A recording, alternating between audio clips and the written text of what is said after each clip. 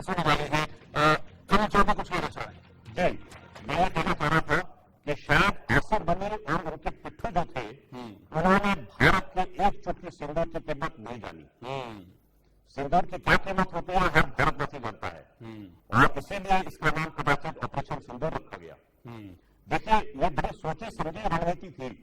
हमने किस प्रकार से पाकिस्तान के ऊपर प्रेशर बनाया। हमने हुए 22 तारीख को और 23 तारीख से हमने ऐसे कदम उठाने शुरू किए जिससे पाकिस्तान के ऊपर दबाव बन सके। उन्होंने क्या किया, अपने आतंकियों को अपने अपने बिलों से निकालकर सुरक्षित स्थानों पर पहुंचाना शुरू कर दिया।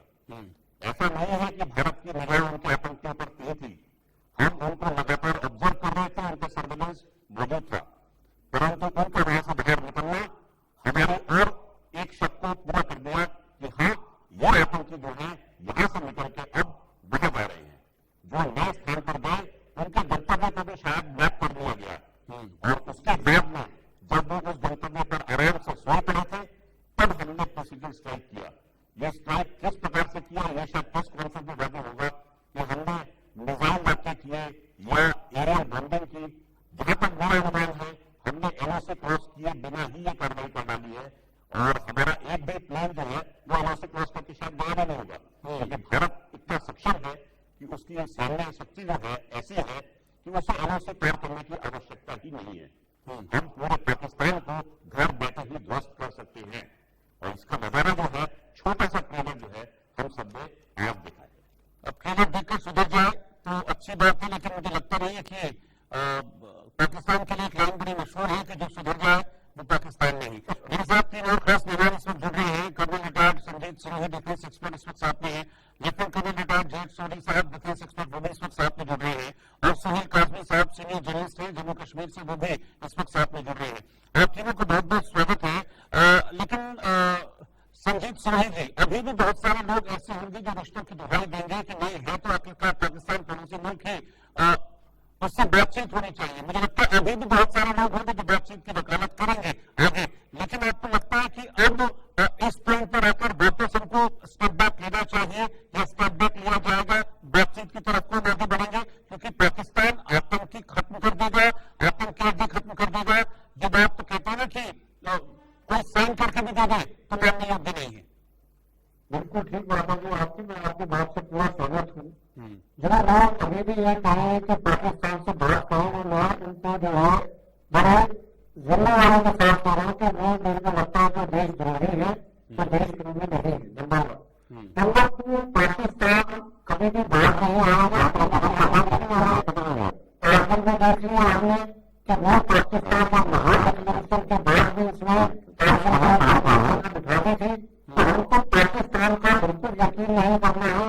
जब भारतीय सरकार ने आर्म फोर्सेज को ऑब्जेक्टिव दिया है कि वह अपने ऑब्जेक्टिव इतने दिन में अचीव करने हैं और चाहे पाकिस्तान हुक्म करते चाहे इंटरनेशनल प्रेशर आना है, हमको जब तक हमारे ऑब्जेक्टिव पूरे नहीं हो जाते हैं तब तक हमको ऑपरेशन सिंदूर नहीं रोकना चाहिए, बल्कि टाइम टू टाइम जैसे अभी हमने किया है उसके बाद इनको कहना चाहिए कि ये जो बचे हुए कांग्रेस का यह कर रहे हैं जब वो हो जाता है इनको जब तक एक दहशतगर्द और एक दहशतगर्द का वर्कर और प्लानर 72 लोगों के पास नहीं पहुंच जाए तो हमको तस्दीक में हो जाए कि वो 72 लोगों के पास पहुंच गए हैं।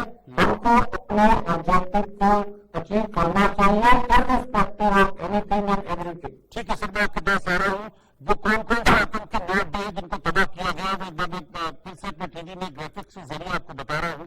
बहादुरपुर जिसमें मरकज सुबेल अल्लाह कैंप था, इसका नाम ये जैश मोहम्मद का कैंप था, इसको तबाह किया गया। इसके अलावा मुरीद का भी मरकज तैयबा कैंप या लश्कर तैयबा का कैंप था, इसको भी तबाह किया गया, इसको भी क्रॉस लगा देना चाहिए।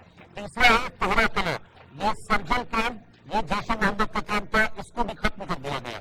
सियालकोट में महीना जुआ कैंप ये हिजबुल मुजाहिदीन का कैंप था, ये भी खत्म हो गया, इसमें भी क्रॉस लग गया। बटाला में मरकज अहले हदीस कैंप था, हदीस कैंप, इसको लश्कर तैयबा का कैंप था, इस कैंप को भी उड़ा दिया है भारत की स्ट्राइक में। कोटली में लश्कर राही शाहिद कैंप, ये हिजबुल मुजाहिदीन का कैंप था। ऐसे ही कोटली में मरकज अब्बास कैंप था जैश मोहम्मद का, इसको खत्म कर दिया गया। मुजफ्फराबाद में शहरों वाला कैंप लश्कर लश्कर का कैंप था, मुजफ्फराबाद का ही सैयदना बिलाल कैंप जैश ए मोहम्मद का कैंप था। तो ये सारे कैंप अब खत्म हो गए हैं। जो टेरर कैंप थे, आप समझ रहे हैं, जहां से आतंक पैदा होता था, यहाँ से आतंकियों को खैर पानी दिया जाता था, यहाँ उनको हथियार चलाने की ट्रेनिंग दी जाती थी, यहाँ मदरसे भी होते थे, जहाँ पर कहते हैं ना इनको दीन की शिक्षा के नाम पर बहकाया जाता था और फिर उनको आतंकी बनाया जाता था। लेकिन अब बहुत बड़ी बड़ी प्लानिंग यहाँ पर होती थी, लेकिन अब सब पर क्रॉस लग गया है और ये सारे के सारे आतंकी अड्डे भारत के इस अटैक में तबाह हो गए हैं। मेरे ख्याल से शायद अखिल चौबे कुछ कमेंट करना चाह रहे हैं इस पर।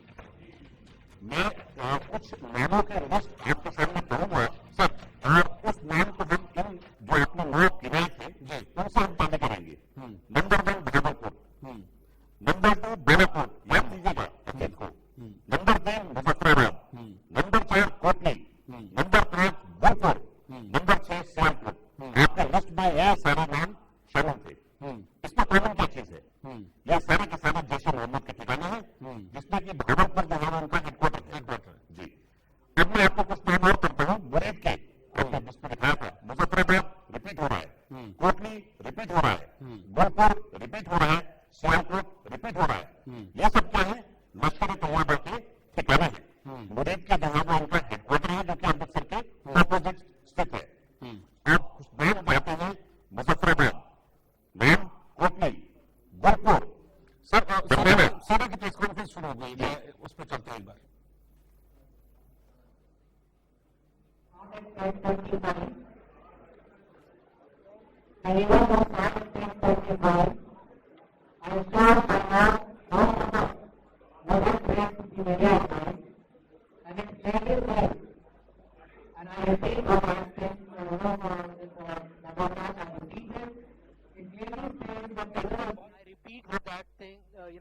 Just for a matter of fact, I repeat it. It clearly states that this is a press brief. As of now, in this press brief, no questions will be taken. So I request you, please adhere to it. And 10:25 we start.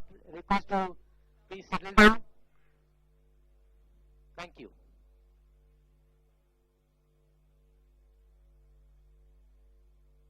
है कि बस अब से कुछ देर में एक 3 से 4 minute में ये प्रेस ब्रीफिंग शुरू होगी। ये भी बताया गया कि जानकारी आपको दी जाएगी पूरी, लेकिन किसी भी तरह के क्वेश्चंस को फिलहाल इस पर एंटरटेन नहीं किया जाएगा। यानी कि वैसे भी क्योंकि ये सेना का मामला है, तो जितना जरूरी है उतनी चीजों को ब्रीफ किया जाएगा और अब से 3 से 4 मिनट पर आप ये मान के चलिए कि ये प्रेस कॉन्फ्रेंस शुरू हो जाएगी। मेरे साथ जय सोनी साहब और सुनील काजमी जी भी है, एक रिएक्शन में उनसे भी ले लेता हूँ। सोनी साहब, आपको क्या लगता है कि अब भी अगर कोई बातचीत की वकालत करे तो फिर क्या करना चाहिए? और मुझे लगता है कि इन परिस्थितियों में क्या बातचीत की कोई संभावना बनती है कंसीडरिंग प्रेस काउंसिल? जी, ये हमारा सौभाग्य कि मैं आपके न्यूज चैनल विख्यात को पैलेस के साथ हूँ। सबसे पहले मैं भारत सरकार, भारतीय सेना, वायुसेना और नौसेना को नमन और सलाम करना चाहूंगा जो ये सफल ऑपरेशन सिंदूर हुआ है। और मैं देशवासियों को हार्दिक मुबारकबाद देना चाहूंगा जिस तरह से भारत ने पाकिस्तान से खून का बदला लिया है। देखिए, पाकिस्तान ऐसा देश है जिसकी बुनियाद भारत विरोधी हिंदू धर्म नीयत और नीतियों पर बनी है। हम जितनी भी कोशिश करेंगे वो जहरीला सांप है जो हमें हमेशा डसता रहेगा। जो लोग अमन की आशा की बात करते हैं, मैं उनसे गुजारिश करूंगा पहले थोड़े हफ्ते पाकिस्तान में रहिए, फिर आपको अमन की आशा आप कभी उसके बारे में सोचेंगे नहीं, क्योंकि वो ऐसा कट्टरपंथी देश है। जिस तरह से आपको आजादी भारत में है बातचीत करने की, खाने की, पहनने की, इसका एक छोटा हिस्सा भी पाकिस्तान में नहीं है। तो ये लोग जो लोग बात करते हैं अमन की आशा की, पाकिस्तान से बातचीत की, या तो सियासती या तो रुपया से करते या फिर उन्हें कुछ पैसा मिलता है वहां से, जो ऐसी अनाप शनाप गलत बातें करते हैं। हकीकत यह है कि पाकिस्तान एक जहरीला सांप है। हम जितना इसे कुचलेंगे उतना हम सुरक्षित रहेंगे। जैसे इंसान की जीवन बचाने के लिए जहरीले सांप को मारना पड़ता है, उसी तरह भारत की सुरक्षा के लिए पाकिस्तान रूपी जहरीले सांप को हमें सैनिक तौर पर कुचलना होगा। हमें और कार्रवाई करनी होगी जब तक यह जहरीला सांप पूरी तरह कुचला न जाए। बिल्कुल जाहिर सी बात है, ठीक है। एक रिएक्शन सुनील काजमी जी से भी मांगूंगा। सुनील साहब, आप कैसे भारत की इस एक्शन को देखते हैं और क्या आपको लगता है कि जैसे इजराइल और फलस्तीन के बीच में जंग हमेशा चलती रहती है, क्या अब वही चीज भारत और पाकिस्तान को लेकर भी आप देखते हैं? कश्मीर के लोग और खासकर मुस्लिम समुदाय जिनको रेडिकलाइज करके हमेशा पाकिस्तान गुमराह करता रहा है, यह उन लोगों की जीत है, उन लोगों के हौसलों की, उन लोगों के प्रोटेस्ट जो उन्होंने किए थे इंतखाबात के बाद पूरे भारत के साथ और पूरे भारत में जम्मू कश्मीर के लोगों के साथ, ये उसकी जीत है। और प्राइम मिनिस्टर का मनोबल बढ़ाने में पूरे भारतीयों का बहुत बड़ा योगदान है और हमें यकीन था कि प्रधानमंत्री कोई न कोई ऐसा स्टेप लेंगे जिससे कि एक करारा जवाब पाकिस्तान को दिया जाएगा और उन्होंने दिया। और इसमें जो मैं आपसे मोटी बात कह दूं कि आज वक्त बदल गया है और आज हिंदुस्तान के मुसलमान अपनी पैरवी करना जानते हैं, जम्मू कश्मीर के लोग अपने इस्लाम को, अपने मजहब को जानते हैं, उनको पाकिस्तान की समझाने की जरूरत नहीं है। और मैं पाकिस्तान की डिक्टेशन से जम्मू कश्मीर चलेगा। जम्मू कश्मीर के लोग अमन पसंद थे, अमन पसंद है, इंसानियत को जिंदा रखने के लिए हमेशा काम करते रहते हैं और भारत को आगे बढ़ाने के लिए, भारत के निर्माण में अपना योगदान देने के लिए कहीं न कहीं अपना रोल प्ले करते रहे। लेकिन पहले बताया ने एक नरेशन पूरी दुनिया में सेट कर दी कि हम सबको अपने वतन के साथ वफादारी, अपने वतन की नीतियों के साथ चलना है और पाकिस्तान को करारा जवाब देना है। और उसी में ऑपरेशन सिंदूर जो है रात को 1:40 पे जो हुआ है, मैं समझता हूँ हर भारतीय अपने प्रधानमंत्री को, अपनी फौज को, अपने पार्लियामेंट्री को सलूट करता है और इस मुश्किल हालातों में पूरे सबके साथ जुड़ा हुआ हाथ से हाथ मिला के उन नेगेटिव फ्रिंज एलिमेंट्स को जवाब देना के लिए तैयार बैठा है। इसीलिए पाकिस्तान में इमीडिएट अभी एक जो प्रेस कॉन्फ्रेंस उनकी मैं देख रहा था, ये स्टेटमेंट देख रहा था, उन्होंने कहा कि ये रुक जाना चाहिए। और रईस चाइना ने भी एक बयान दे दिया कि अनफॉर्चुनेट फ्रॉम इंडिया साइड। तो ये दर्शाता है कि weak nation, weak policy making in Pakistan has created so many havoc in Pakistan जिसको आप अंदाजा नहीं कर सकते हैं। और आने वाले दिनों में पाकिस्तान अगर अभी भी नहीं सुधरा तो उसको बहुत बुरा हाल होने वाला है। हमारी तरफ से नहीं, मैं समझता हूँ हर तरफ से पाकिस्तान जो है फंस जाएगा और आगे उसको रास्ता नहीं मिलेगा कि वो किधर जाए, सिर्फ टेररिज्म को देखे। क्योंकि टेररिज्म एक ऐसी इंडस्ट्री है पाकिस्तान में जिसकी फसल वो खुद लगाते हैं और फिर उसको काटने की जो हिम्मत है उनमें नहीं रहती है। और अभी भी वो कह रहे हैं कि शायद मॉस्क पे हमले हुए हैं, जो कि विजिलेंस से कहते हैं, जो आप बता रहे हैं कि 9 के 9 आतंकवादी गुटों के ठिकानों पर अटैक हुआ है। ये विजिलेंस भी बता रहे हैं, पिक्चर्स भी बता रहे हैं, लेकिन वो अपना नरेशन जो है दुनिया को कुछ और बताना चाहते हैं और इसको भी रेडिकलाइज करके दुनिया की सिंपैथी देना चाहते हैं, खासकर मुस्लिम डिवाइडेंस की। जो मैं समझता हूँ आप चलेगा भी और आज हर बच्चा जो है इस ऑपरेशन सिंदूर के साथ जुड़ा हुआ है, देख रहे हैं और हर भारत के अटैक को भी देख रहे हैं कहाँ से क्या हम आगे चल रहे हैं। बिल्कुल, मैं कल चौधरी आपकी तरफ में आ रहा हूँ। ये स्ट्राइक, ये जो स्टेप भारत की तरफ से उठाया गया है, ये एस्टेब्लिश करता है कि दुष्ट का इलाज दंड ही है, वो सुधरता नहीं है कभी भी। आपने बिल्कुल सही कहा। और राष्ट्रपति दिनकर की मुझे कुछ पंक्तियां याद आती हैं। सदा सोचती उस भुजन को जिसके पास बरन हो, उसका क्या वो विश्रेण विनय सरल हो। तो भारत बहुत दिनों तक समय यात्रा करता है सिंधु से, जैसे कि तो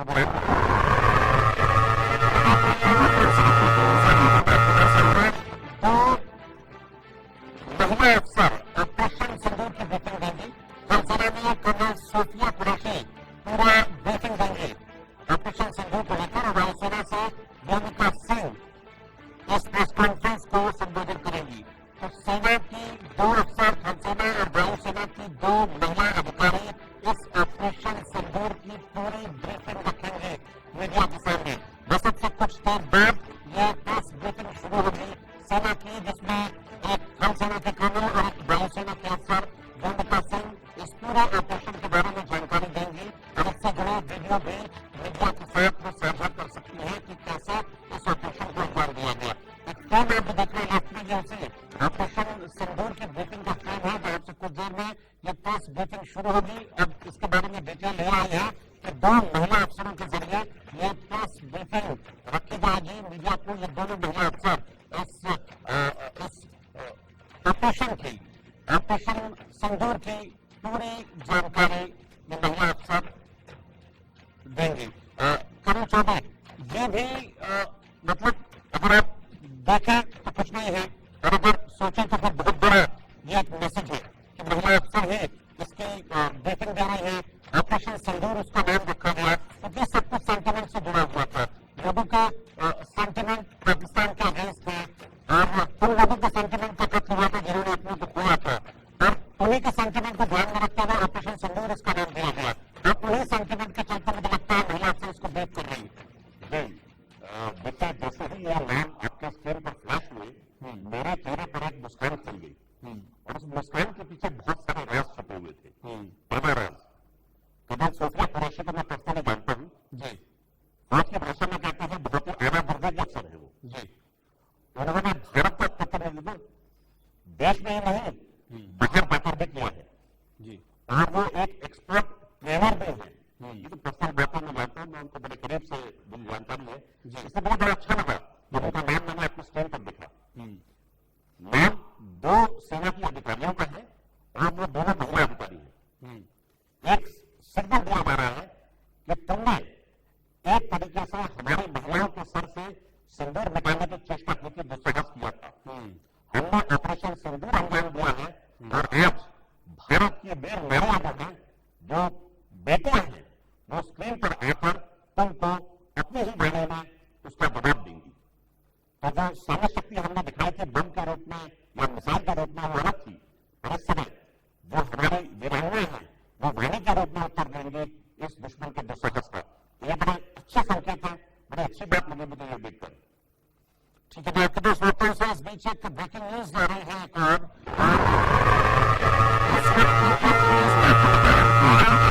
अध्यक्ष और सांसद असदुद्दीन ओवैसी ने ऑपरेशन सिंदूर पर खुशी जाहिर की है। जो जवाबी कार्रवाई भारत की तरफ से की गई है उसका स्वागत किया है असदुद्दीन ओवैसी ने। और उन्होंने कहा कि आतंक के ढांचे पर पूरी तरह से बैठ करके उस पर पूरा फेंकना जरूरी है। भारतीय सेना पर गर्व है। असदुद्दीन ओवैसी का यह स्टेटमेंट सामने आया है। अभी 2-3 दिन पहले असदुद्दीन ओवैसी को मैंने इंटरव्यू भी किया था, उस दौरान भी वो यही बात कर रहे थे कि कड़ा एक्शन होना चाहिए। और जब ये तालिबान हुआ था उसके बाद असदुद्दीन ओवैसी ने पाकिस्तान के ऊपर सीधे तौर पर निशाना साधा था। जब मेरा इंटरव्यू था तो उस इंटरव्यू में उन्होंने कहा था कि सख्त एक्शन होना चाहिए पाकिस्तान के ऊपर और भारत की सेना को इस मामले में कड़ी कार्रवाई करनी चाहिए। और अब जब ऑपरेशन सिंदूर को अंजाम दिया है भारत की सेना ने जॉइंट ऑपरेशन के तहत, तो असदुद्दीन ओवैसी ने इस पर खुशी जाहिर करते हुए इसका स्वागत किया है। सुनिए ओवैसी साहब को क्या कह रहे हैं। सही है तो बहुत अच्छा, हमको जाके वहाँ पर ले लेना चाहिए। मेरे को नहीं मालूम आपके ऊपर बात करे खाली करके चले गए, तो खाली करके चले गए तो हम जाके बैठना वहाँ पर और छोड़ना नहीं। आपके वहाँ अगर कुछ एक्शन ले रहे तो घर में घुस के बैठ जाना, घर में घुस के मारते बढ़ना, अब घर में घुस के बैठ जाना, खत्म। ये होना चाहिए। नहीं घर में सब बोल रहे एक बात सुनिए, पीओके का रेजोल्यूशन है पार्लियामेंट का, भारत के पार्लियामेंट का रेजोल्यूशन है भारत का है बोल के, तो बीजेपी क्या बोलते घर में घुस के बात कर, हम बोले घर में घुस के बैठ जाओ। ये खत्म होना है टेररिज्म, जो बाहर बाहर हर थोड़े दिन को जो टेररिज्म होता है। ब्रेकिंग न्यूज में आपको बता रहा हूँ, बड़ी खबर यह है कि सेना ने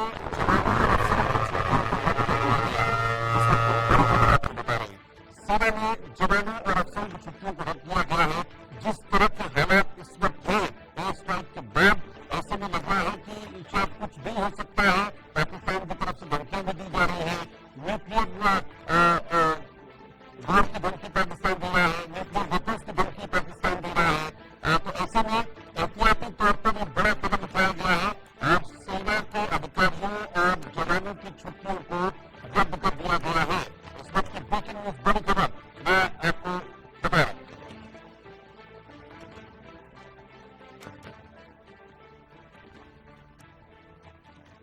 और ये ऑपरेशन सिंदूर की प्रेस ब्रीफिंग से जुड़ी सीधी तस्वीरें मैं आपको दिखा रहा हूँ और आप देख सकते हैं कि जैसा मैं आपको बताया था कि सेना की 2 अधिकारी यहाँ इस प्रेस ब्रीफिंग के दौरान मौजूद रहेंगी और इस प्रेस मीट को वो संबोधित भी करेंगी, ऑपरेशन सिंदूर की पूरी जानकारी देंगी। तो ये प्रेस ब्रीफ सेना की अब शुरू हो रही है।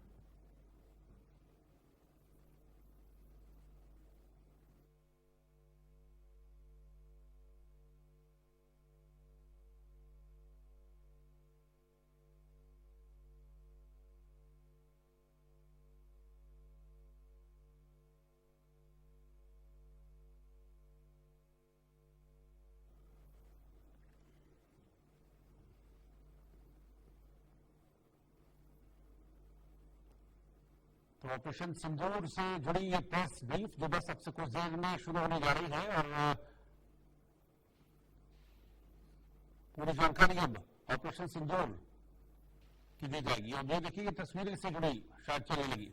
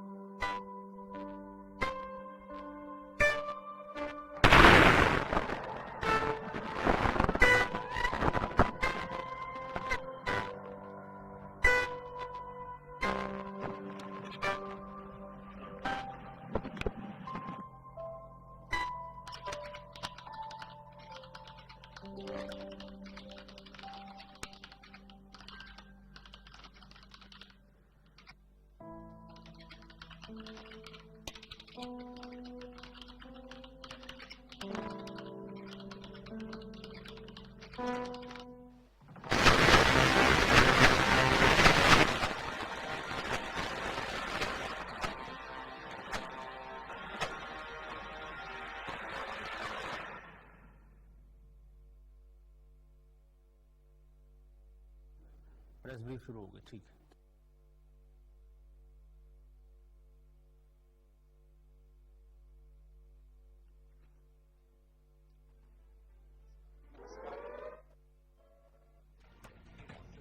ब्रीफिंग में शामिल होने के लिए आप सभी का धन्यवाद। जैसा कि आप सभी जानते हैं, 22 अप्रैल 2025 को लश्कर तैयबा से संबंधित पाकिस्तानी और पाकिस्तान प्रशिक्षित आतंकवादियों ने भारत में जम्मू और कश्मीर के पहलगाम में भारतीय पर्यटकों पर बर्बरतापूर्ण हमला किया। 25 भारतीयों और एक नेपाली नागरिक को कायरतापूर्ण मौत के घाट उतार दिया गया।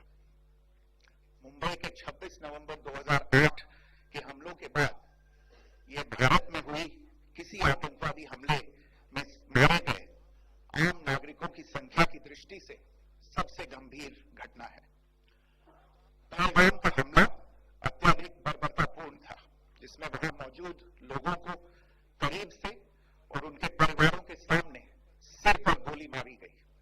हत्या के इस तरीके से परिवार के सदस्यों को जानबूझकर आघात पहुंचाया गया। साथ ही उन्हें यह नसीहत भी दी गई कि वे वापस जाकर इस संदेश को पहुंचा दें। यह हमला स्पष्ट रूप से जम्मू और कश्मीर में बहाल हो रही सामान्य स्थिति को बाधित करने के उद्देश्य से किया गया था। चूंकि पर्यटन फिर से अर्थव्यवस्था का मुख्य आधार बन रहा था, इस हमले का मुख्य उद्देश्य इसे प्रतिकूल रूप से प्रभावित करना था। पिछले वर्ष आप सभी जानते हैं, 2.25 करोड़ से अधिक पर्यटक कश्मीर आए थे।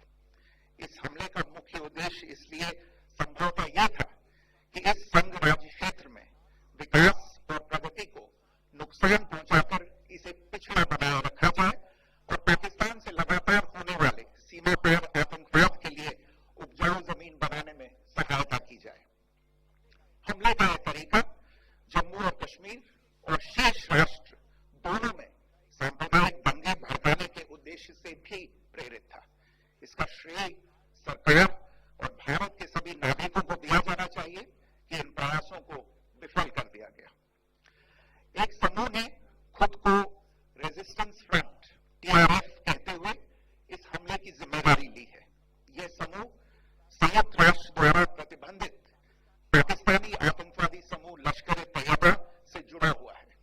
यह उल्लेखनीय है कि भारत ने मई और नवंबर 2024 में संयुक्त राष्ट्र की 267 कमेटी की सैंक्शंस मॉनिटरिंग टीम को अर्धवार्षिक रिपोर्ट प्रस्तुत की थी, जिसमें TRF के बारे में साफ इनपुट दिए गए थे।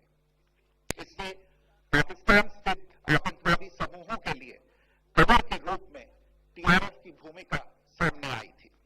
इससे पहले भी दिसंबर 2023 में भारत ने इस टीम को लश्कर तैयबा और जैश ए मोहम्मद के बारे में सूचित किया था, जो टीआरएफ जैसे छोटे आतंकवादी समूहों के माध्यम से अपनी गतिविधियों को संचालित कर रहे हैं।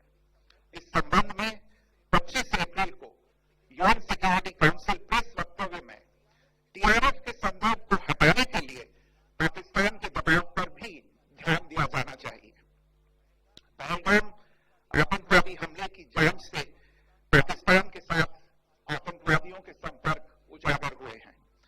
रेजिस्टेंस फ्रंट द्वारा किए गए दावे और लश्कर तैयबा से ज्ञात सोशल मीडिया हैंडल द्वारा इसको रीपोस्ट किया जाना इसकी पुष्टि करता है।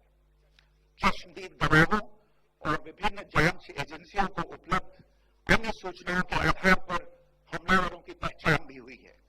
हमारी इंटेलिजेंस ने इस टीम के योजनाकारों और उनके समर्थकों की जानकारी जुटाई है। इस हमले की रूपरेखा भारत में सीमा पर आतंकवाद को अंजाम देने के पाकिस्तान के लंबे ट्रैक रिकॉर्ड से भी जुड़ी हुई है, जिसके लिखित और स्पष्ट दस्तावेज उपलब्ध हैं। पाकिस्तान दुनिया भर में आतंकवादियों के लिए एक शरण स्थल के रूप में पहचान बना चुका है। यहाँ अंतर्राष्ट्रीय स्तर पर प्रतिबंधित आतंकवादी सजा पाने से बचे रहते हैं। इसके अलावा पाकिस्तान ने इस मुद्दे पर विश्व और फाइनेंशियल एक्शन टास्क फोर्स जैसे अंतर्राष्ट्रीय मंचों को जानबूझकर गुमराह करने के लिए भी जाना जाता है। साजिद मीर का मामला, जिसमें इस आतंकवादी को पाकिस्तान ने मृत घोषित कर दिया था और फिर अंतर्राष्ट्रीय दबाव के परिणाम स्वरूप वो जीवित पाया गया, इसका सबसे स्पष्ट उदाहरण है। यह स्वाभाविक है कि पहलगाम में हुए इस हमले से जम्मू और कश्मीर के साथ साथ भारत के अन्य भागों में भी आक्रोश देखा गया। हमलों के बाद भारत सरकार ने स्वाभाविक रूप से पाकिस्तान के साथ संबंधों को लेकर कुछ कदम उठाए। आप सभी उन निर्णयों से अवगत हैं जिसकी घोषणा 23 अप्रैल को की गई थी। तथापि यह आवश्यक समझा गया कि 22 अप्रैल के हमले के अपराधियों और उनके योजनाकारों को न्याय के कटघरे में लाया जाए। हमलों के एक पखवाड़े के बाद भी पाकिस्तान द्वारा अपने क्षेत्र या अपने नियंत्रण वाले क्षेत्रों में आतंकवादियों की इंफ्रास्ट्रक्चर के विरुद्ध कार्रवाई करने के लिए कोई स्पष्ट कदम नहीं उठाया गया है। उल्टे वो इनकार करने और आरोप लगाने में ही लिप्त रहा है। पाकिस्तान आधारित आतंकवादी मॉड्यूल्स पर हमारी खुफिया निगरानी ने संकेत दिया है कि भारत के विरुद्ध आगे भी हमले हो सकते हैं। अतः इनको रोकना और इनसे निपटना दोनों को बेहद आवश्यक समझा गया। आज सुबह, जैसा कि आपको ज्ञात होगा, भारत ने इस तरह के सीमा पर हमलों का जवाब देने और उन्हें रोकने तथा उनका प्रतिरोध करने के अपने अधिकार का प्रयोग किया है। ये कार्रवाई नपीतुली, नॉन एस्केलेटरी, अनुपातिक और जिम्मेदारीपूर्ण है। यह आतंकवाद की इंफ्रास्ट्रक्चर को समाप्त करने और भारत में भेजे जाने वाले संभावित आतंकवादियों को अक्षम बनाने पर केंद्रित है। आपको यह भी स्मरण होगा कि 25 अप्रैल 2025 को संयुक्त राष्ट्र सुरक्षा परिषद ने पहलगाम आतंकवादी हमले पर एक प्रेस वक्तव्य जारी किया था, जिसमें आतंकवाद के इस निंदनीय कार्य के अपराधियों, आयोजकों, फाइनेंसरों और प्रायोजकों के को जवाबदेह ठहराने और उन्हें न्याय के दायरे में लाने की आवश्यकता पर जोर दिया गया था। भारत की आज की इस कार्रवाई को इसी संदर्भ में देखा जाना चाहिए। Good morning. Thank you all for joining this briefing. As you are all aware, on April 22, 2025, Pakistani and Pakistan-trained terrorists belonging to the Lashkar-e-Taiba carried out a savage attack on Indian tourists at Pahalgam in Jammu and Kashmir in India. They murdered 26 people, including one national of Nepal, causing the largest number of civilian casualties in a terrorist attack in India since the 26 November 2008 attacks in Mumbai. The attack in Pahalgam was marked by extreme barbarity, with the victims mostly killed with headshots from close range and in front of their families. Family members were deliberately traumatized through the manner of the killing, accompanied by the exhortation that they should take back the message. The attack was clearly driven by the objective of undermining the normalcy returning to Jammu and Kashmir. In particular, it was designed to impact the mainstay of the economy, tourism, with a record 23 million tourists visiting the valley last year. The calculation presumably was that harming growth and development in the Union Territory would help keep it backward and create fertile ground for continued cross-border terrorism from Pakistan. The manner of the attack was also driven by an objective of provoking communal discord, both in Jammu and Kashmir and the rest of the nation. It is to the credit of the government and the people of India that these designs were foiled. A group calling itself the Resistance Front has claimed responsibility for the attack. This group is a front for the UN proscribed Pakistani terrorist group Lashkar-e-Taiba. It is notable that India had given inputs about the TRF in the half-yearly report to the monitoring team of the UN's 1267 Sanctions Committee in May and November 2024, bringing out its role as a cover for Pakistan-based terrorist groups. Earlier too, in December 2023, India had informed the monitoring team about Lashkar and Jaish-e-Mohammed operating through small terror groups such as the TRF. Pakistan's pressure to remove references to TRF in the April 25 UN Security Council press statement is notable in this regard. Investigations into the Pahalgam terror attack have brought out the communication notes of terrorists in and to Pakistan. The claims made by the Resistance Front and their reposting by known social media handles of the Lashkar-e-Taiba speak for themselves.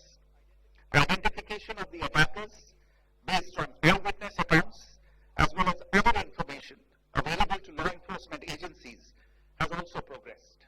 Our intelligence has developed an accurate picture of the planners and backers of this team. The features of this attack also tie in with Pakistan's long track record of perpetrating cross-border terror in India, which is well documented and beyond question.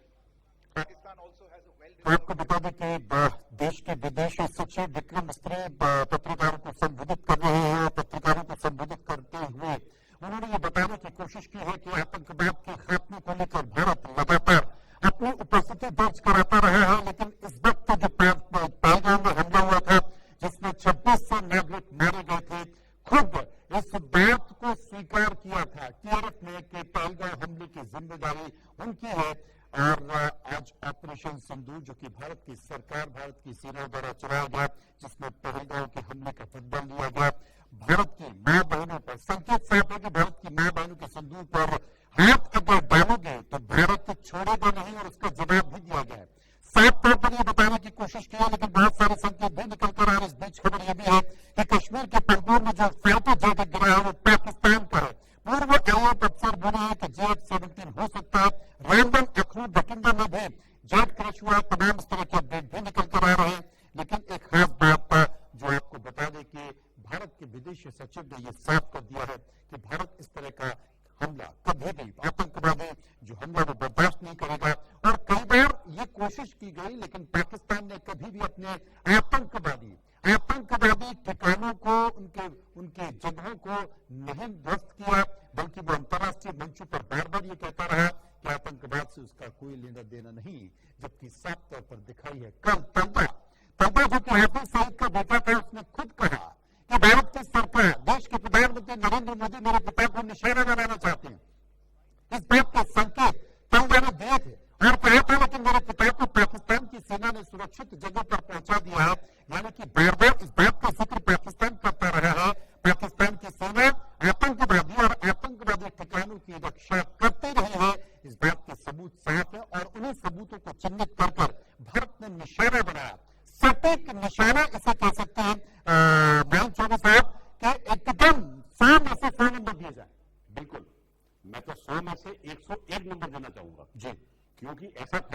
न सिर्फ दुश्मन, लेकिन हमें भी इसकी भनक नहीं हुई। हम भी तैयारी करते रहे कि कल जो है मॉक ड्रिल होने वाली है, चलिए मॉक ड्रिल की तैयारी करते हैं, क्या क्या किया जाएगा वो देखेंगे, उस पर हम चर्चा में व्यस्त रहे। आराम से आपको चैन की नींद सोए, लेकिन दुश्मन जो था वो गफलत की नींद में चला गया था और भारत ने माकूल समय देखा और दुश्मन पर करारा प्रहार किया। संजीव सराय साहब भी मेरे साथ मौजूद है। संजीव सराय साहब, तनाव अभी भी कम नहीं हुआ, भारत ने मुंहतोड़ जवाब तो दे दिया और सबसे जो खास बात है, सबसे खास बात है कि विक्रम मिश्रा ने सबसे पहले संबोधित किया, लेकिन इस बीच विस्तार से ये प्रेस कॉन्फ्रेंस भी बताने की कोशिश की जा रही है। खास बात है कि जो ब्रीफिंग है उसमें 2 यंग वुमेन ऑफिसर्स ब्रीफ करेंगी वर्ल्ड मीडिया को, कर्नल सोफिया कुरैशी और विंग कमांडर व्योमिका सिंह। सुनिए।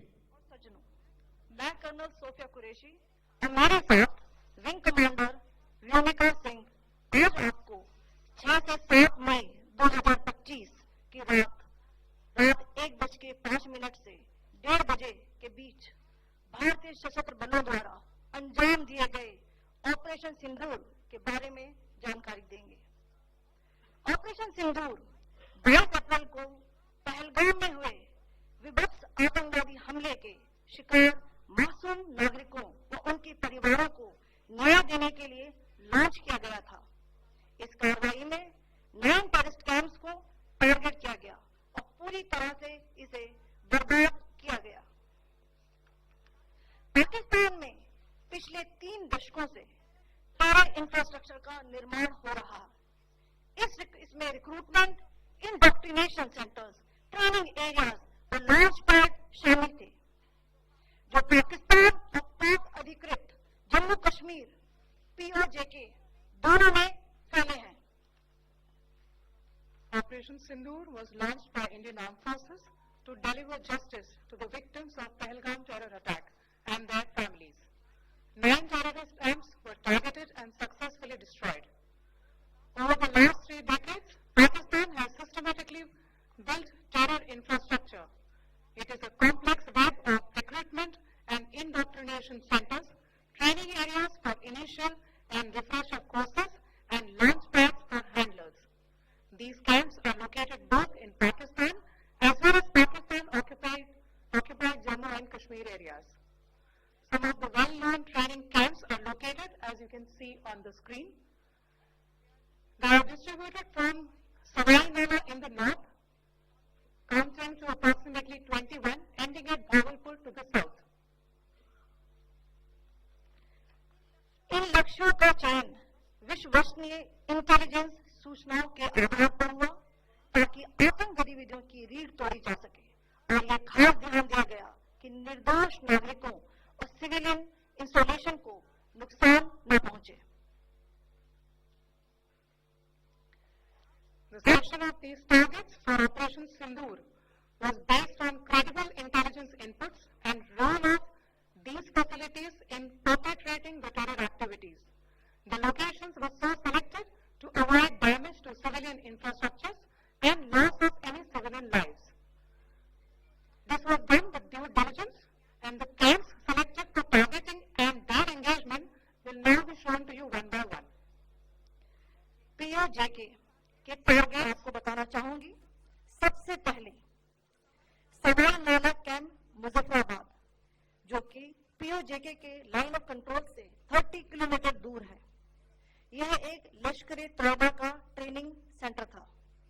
20 अक्टूबर 2024 सोनमर्ग, 24 अक्टूबर 24 गुलमर्ग, 22 अप्रैल 2025 पहलगाम, इन हमलों के आतंकियों ने यहीं से प्रशिक्षण लिया था।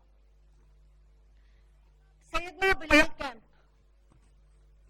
मुजफ्फराबाद, यह एक जैश ए मोहम्मद का स्टेजिंग एरिया है। यह हथियार, विस्फोटक और जंगल सर्वाइवल ट्रेनिंग का केंद्र भी था। गुलपुर कैंप कोटली,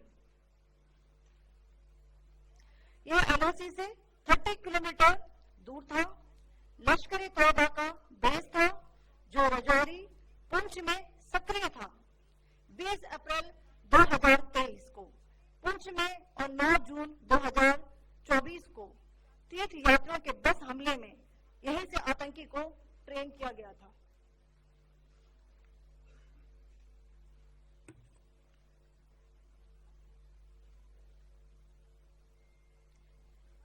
बरनाला कैंप भिंडर, ये एलओसी से 9 किलोमीटर दूर है। यहाँ पर हथियार हैंडलिंग, आईईडी व जंगल सर्वाइवल का प्रशिक्षण केंद्र था। अब्बास कैंप कोटली,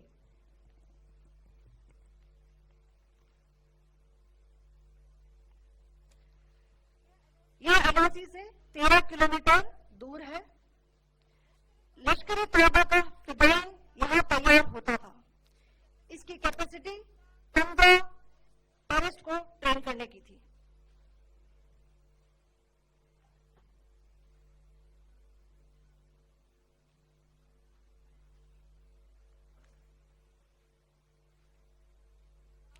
अब मैं पाकिस्तान के अंदर के टारगेट से अवगत कराना चाहूंगी। पहला, सर्जिकल कैंप सियालकोट। यह अंतर्राष्ट्रीय सीमा से 6 किलोमीटर की दूरी पर है, सादा कटवा के सामने।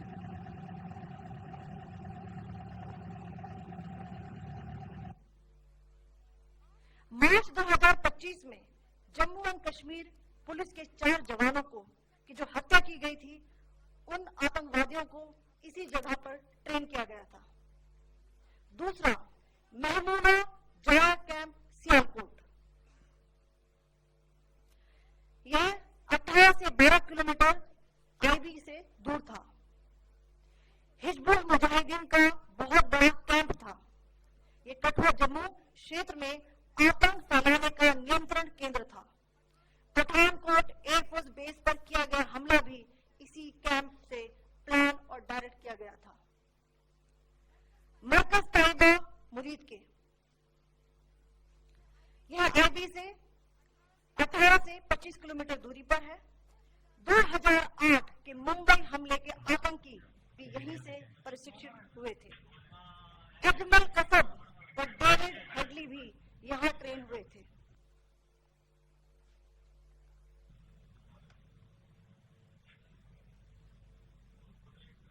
आगे दूसरा है।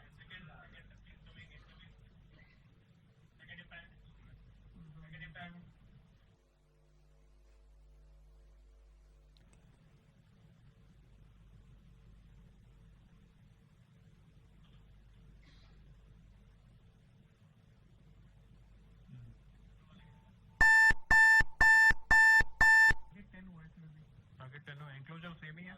7 it is hit the target. हाँ हाँ